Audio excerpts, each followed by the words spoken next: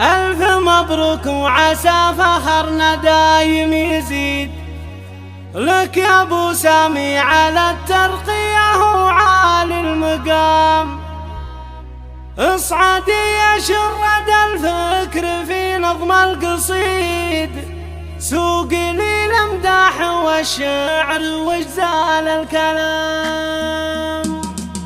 هاجسيها القوى في المعتلية، هاجسيها القوى في المعتلية، شوفني بمدح لواحة في المساء. يا حروف الشعر بالتحايا العسكرية، يا حروف الشعر بالتحايا العسكرية.